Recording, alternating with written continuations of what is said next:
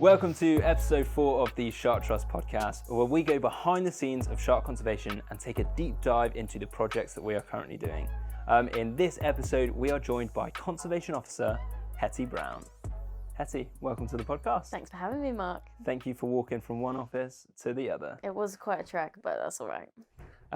Hettie, before we get started, for the people who are watching and listening, could you say a little bit about yourself, how you came into the role that you're currently in, and a bit about your background, because yours is a little bit different to the kind of stereotypical way into shark conservation. Sure. So I was on the master's course in Plymouth with you for the MSc in Marine Conservation. But before that, I, as you said, had a bit of a weird kind of way into the marine conservation world, because I actually did my undergrad was languages. So I studied French, German and Spanish, whilst all the time kind of keeping my marine interests on the side. So I'd try and volunteer as much as I could and go to as many kind of, societies and stuff as much as I could whilst I was studying my languages. And then I kind of came back to study officially the marine stuff. So that was when I went to Plymouth, was on the marine conservation course with you. And then I helped out at the Shark Trust for a bit for Sharks International on the kind of tech team for the online bit. And then that was what led to me getting a job here. So I initially started off kind of doing more sort of like translating bits and just like little bits on the side. And then eventually that's developed into me working more now on our sort of Mediterranean-based coastal projects.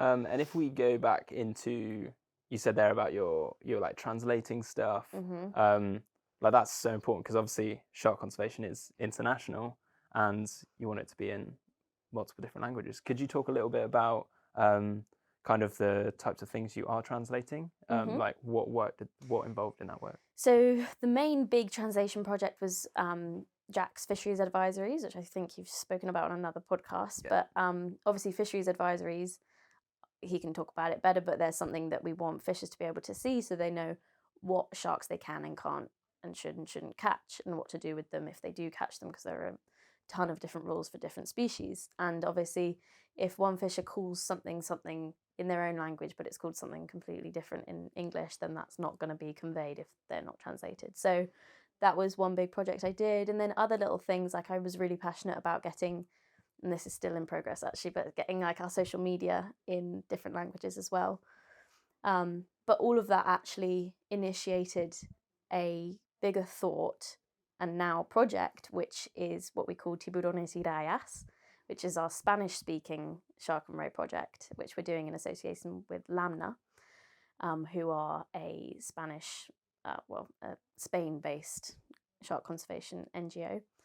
And so we're working with them to essentially improve and build a sort of network of Spanish-speaking shark scientists and improve the kind of knowledge base out there in Spanish language on sharks and rays. So for instance, if you take a Wikipedia page and you take that for one species in English, you'll get 5 images with a ton of information about its biology, reproductive habits, habitat, everything.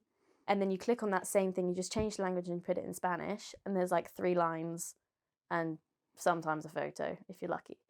So our first big event is going to be in June this year, where we've basically created this network of experts, and they're going to do a wiki marathon, which is a wiki marathon, and they're going to go through and basically edit, hopefully, a large number of these Wikipedia articles on different shark and ray species and improve the information on there.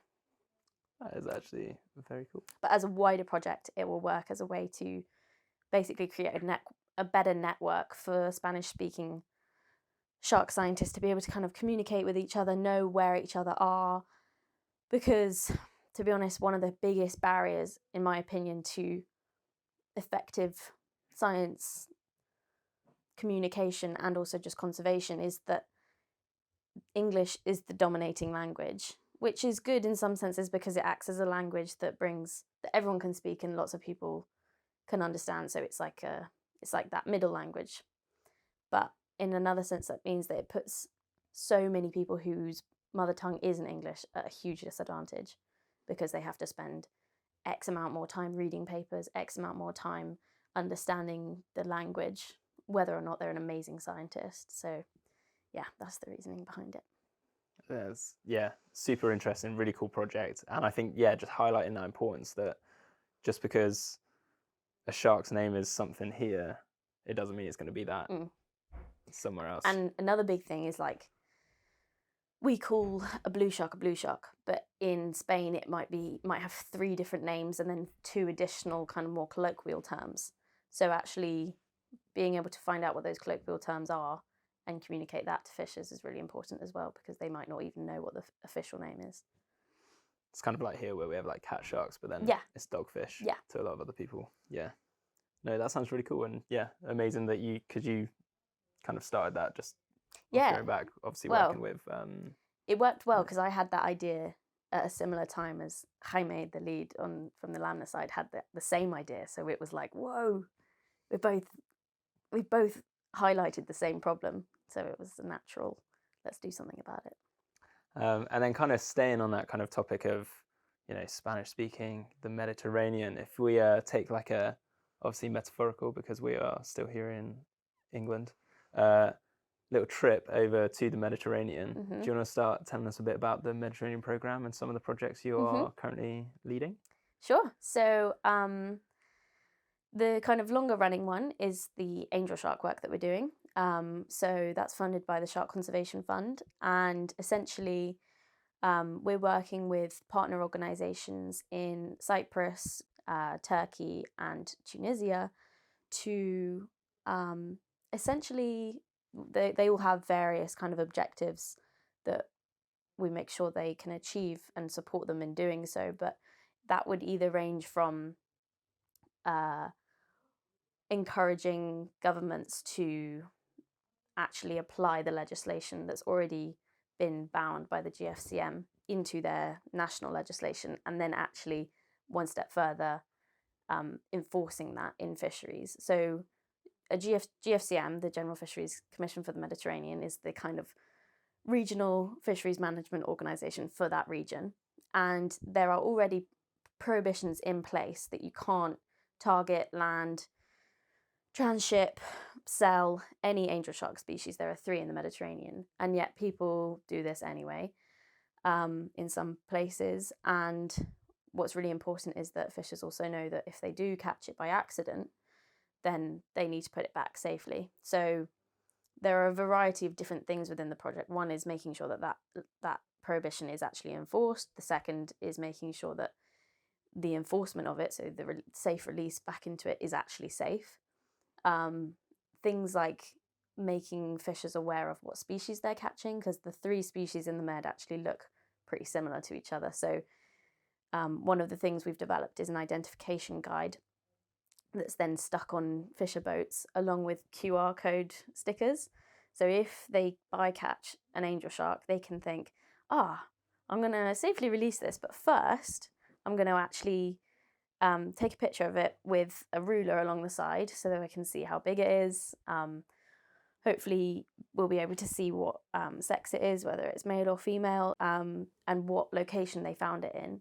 And then they scan the QR code with their ID guide. They can also tell which species it is, and then after that they can then report it to one of the partner organisations depending on what region they're in, and then that contributes to a bigger kind of breadth of data on all of this and gives us just better knowledge on their distribution patterns, which species are occurring where, and that can better inform fisheries management.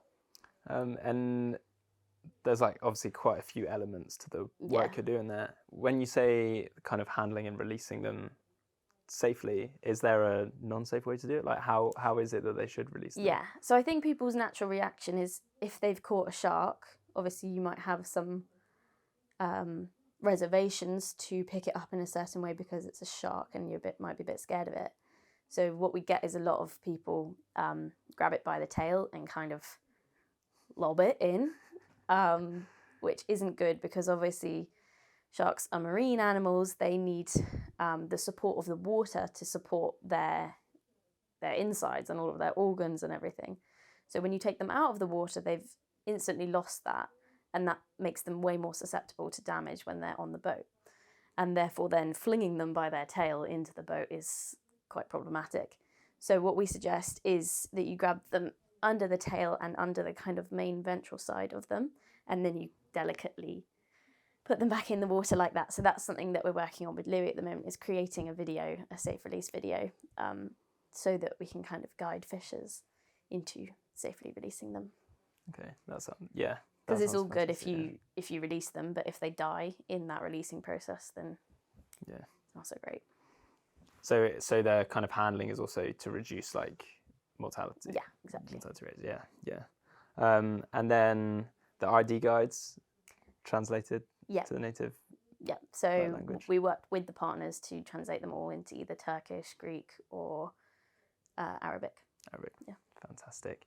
And then you said that there's 3 species. Could you tell us a little? Because you said they all kind of look the same. Mm-hmm.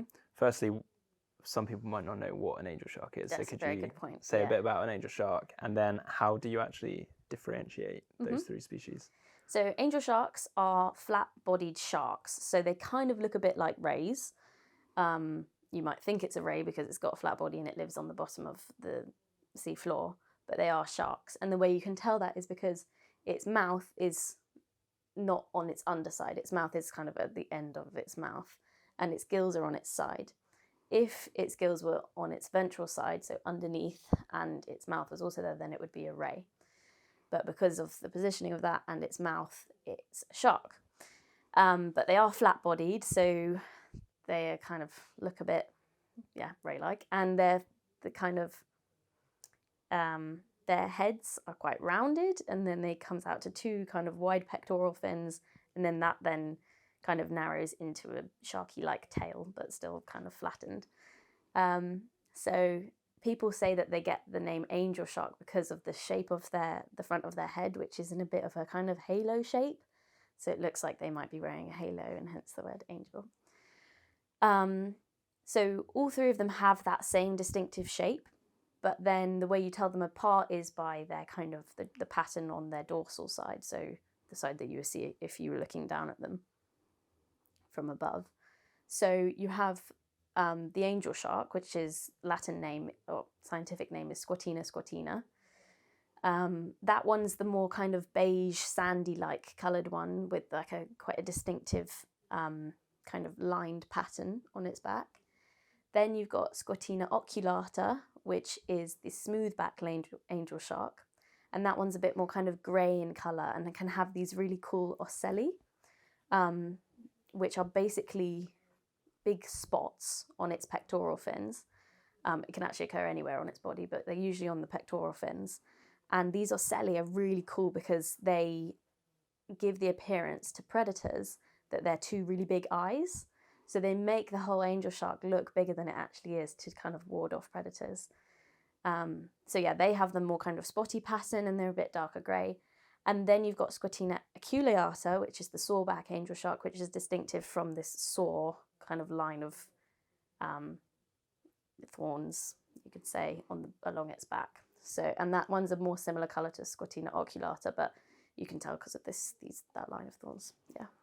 That's very interesting. And you said there about these spots. I literally forgot the name already. Ocelli. Yeah. Ocelli. So you said about these ocelli making them look bigger to predators.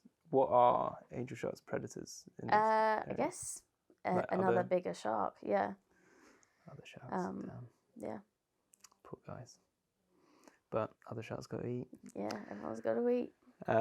So that's amazing. So you're working with partners in all these areas. You've got ID guides. You're working with fishers on how to handle them. And then they're going to record that data so you can see the distribution and then hopefully population recovery. Are they critically endangered? They're all critically endangered in the Mediterranean, yeah. So.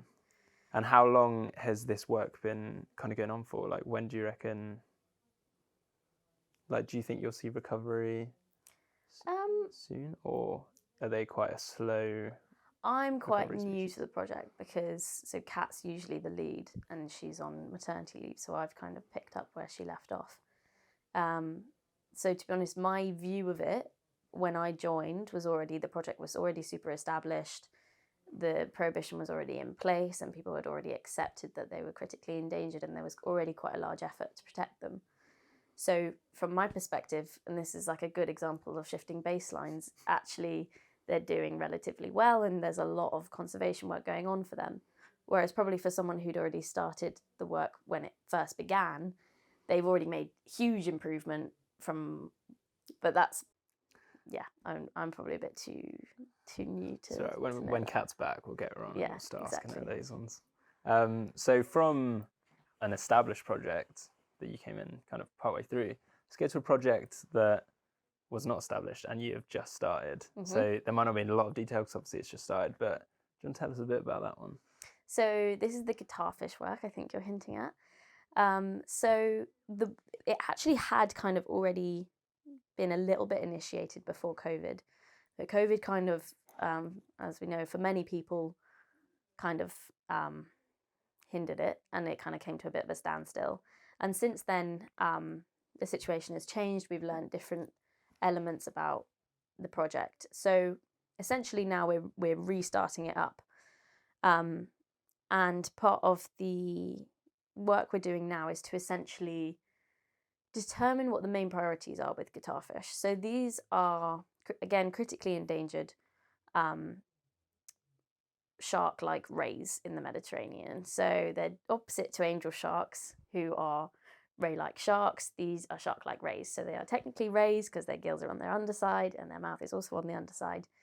But as like angel sharks, they live on the bottom of the seabed and they are critically endangered mainly through both targeted fishing and also bycatch. So at the moment we're kind of triaging the areas that are going to be the most important to their conservation. So where are they being exploited the worst, and where are we going to need to concentrate our efforts? So the project essentially so far, it's been interesting. We've learnt some things about, I've basically initiated with a big literature review of the information that we already have from other scientists in the Mediterranean on the two species of guitarfish in the Med. So there's the common guitarfish, and then there's the black-chin guitarfish, which is actually a giant guitarfish, which comes from a different family, so there are giant guitarfishes and guitarfishes. And for some reason we call the black-chin a guitarfish, even though it belongs to this giant guitarfish family. So they're a lot larger. And in the Med we have both of those species. And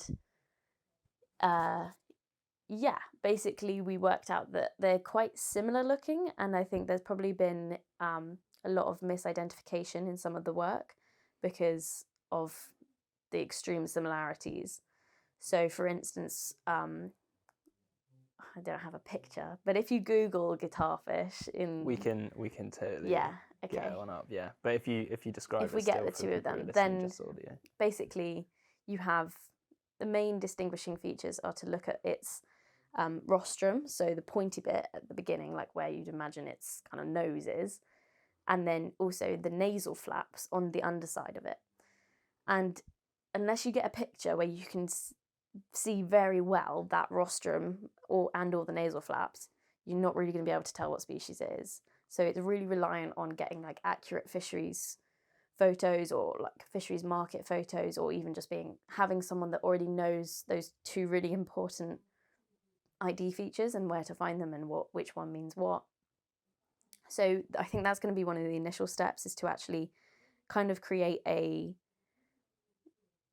regional and accurate like identification guide so that people can actually work out what species they're dealing with, and then to better understand the distribution, their reproductive habits, and the exploitation of them, and then try to actually implement the laws that are already in place within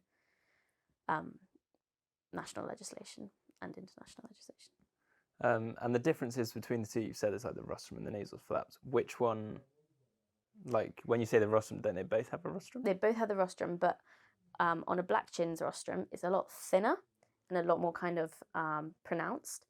On a common guitarfish, it's a lot wider and it's a bit more it fades at the edges, so it's less like prominent. And then with the nasal flaps, the way I see it is on the common guitarfish, it looks like two separate shapes.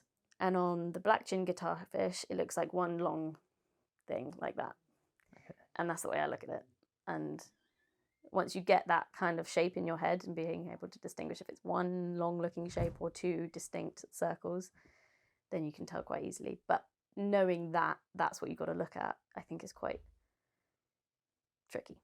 Especially if you're on like a moving boat, or you're in a market where maybe the fisher doesn't want to turn his fish upside down so you can see the nasal flaps, then yeah, it can be challenging. And you spoke a little bit there about it being targeted and bycatch. So these ones are critically endangered? Yep, they're all critically endangered as well. And they are targeted in various countries by special boats that actually go out and coincide with, so guitarfish like to come to shallow areas. It's been shown by various studies they like to come back into shallower areas in the summer months to both give birth but also then to mate afterwards. So they have this kind of seasonal migration where they come back into shallow waters, and then the fishers know that, so then they often go out and actually target them and can capture them in quite large quantities. But that's a really important kind of socioeconomic factor to take into account, because these are species they've been fishing for years and generations, and that forms a huge part of their economy and their livelihood and their protein.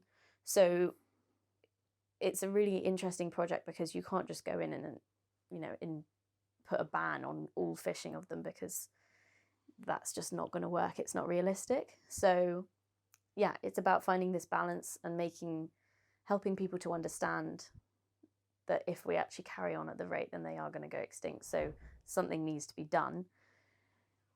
It's just working out how to best approach that. I think echoing what you just said, like it just shows the kind of the complexities in shark conservation. Like even when I was first learned about shark conservation, wanting to work in it, it was kind of, well, everyone should just stop fishing them and then it'll be fine. But then it shows that kind of complex. This might be their main source of protein. If you take that away, people aren't going to get that. Like it doesn't just affect the sharks, it affects everyone. Exactly. Like we're all kind of connected in that kind of way. Like you often talk about sharks as a huge part of the ecosystem, which obviously they are, but I like to think of it as like we are also a part of that ecosystem. Even though we're not in the sea, we're part of that chain of movement, and so you've got to just take everyone into account. And it's really easy to say, oh yeah, we'll just put a ban on them, but that doesn't happen in reality, so you have to work out better solutions. And yeah, it's great to see that project actually kicking off, seeing you do stuff on it, because I saw one, it was in an aquarium, but I was able to dive in the aquarium and it like went through my legs, and then suddenly I was like, oh my god, I love them. Yeah, they're so they're cool. super cool. So seeing you start this, restart this project, doing that's absolutely incredible. So they're really cool animals. Well done. And then have you got any other projects that maybe you're doing now or maybe coming up in the future? We have various little things going on the side. So we have, for instance, for one of our partners in Cyprus, I'm currently making like just a poster to demonstrate all the sharks in the region that they can then use on fishing vessels, because they've had a few incidents where fishers weren't aware of the species that were prohibited, and they've then just caught them, retained them, landed them, and were completely unaware that would impose fines and they would then get in trouble. So in circumstances like that, they weren't actually prosecuted because it was just complete lack of awareness. But so we do little things like that on the side to just improve that kind of awareness raising, which Paul's going to hate, but it is that.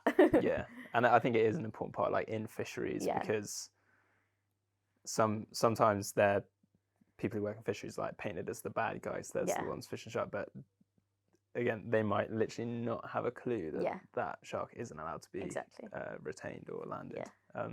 So it is really important work to do those things. So thank you for talking about your projects, taking a little deep dive, and I'm looking forward to us being able to revisit those as those go even further along and find out kind of all the other cool juicy bits that are in that. But before we end this one, I always like to ask a couple of questions just kind of at the end. the kind of stereotypical one. Do you have a favourite shark or ray or skate or chimera species, and why?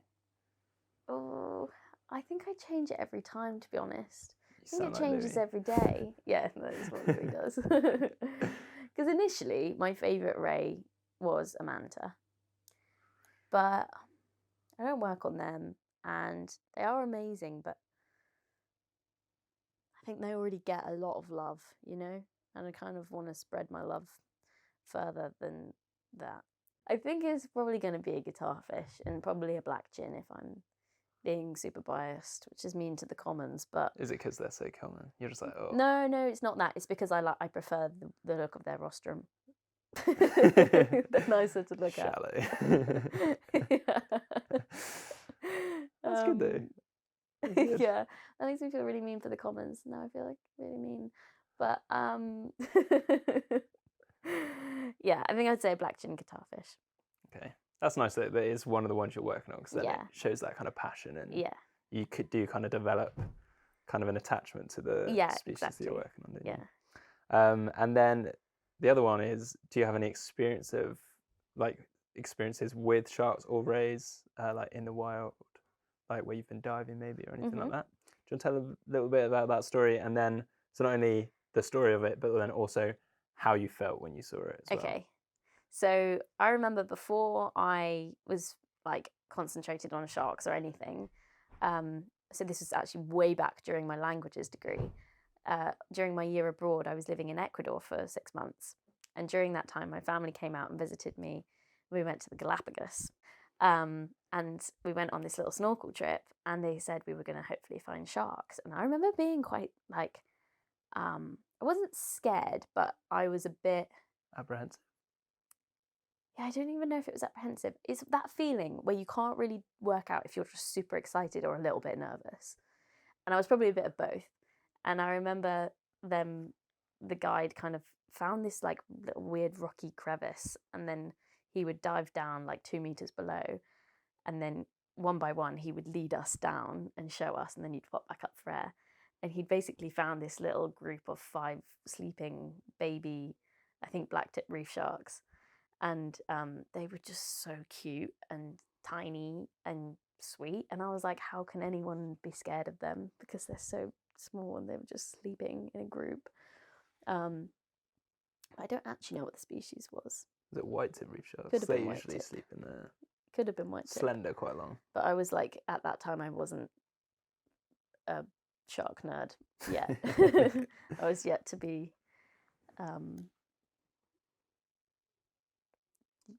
recruited by the sharks. Anyway, and then another time, that was probably my best time because that was the first time I saw a shark. Yeah, so that would be my story. You're gonna say another time? Well, there was another time when I was working very briefly in the Maldives, and I swam with.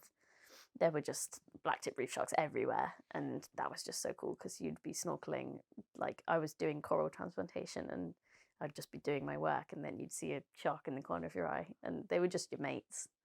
They didn't even care about you, and like, well, you cared about them because they were so cool, but there was no element of, you were just both existing in the same area, which was cool. That's cool. I rate that. And then the final question is that if someone wanted to be, so someone's listening now, they might be 16, they might be 60, because you can get into shark conservation at any time. But they were like, I want to be the next Hettie Brown. Mm-hmm. What advice would you give someone who's listening to this being like, wow, I want to be her right now?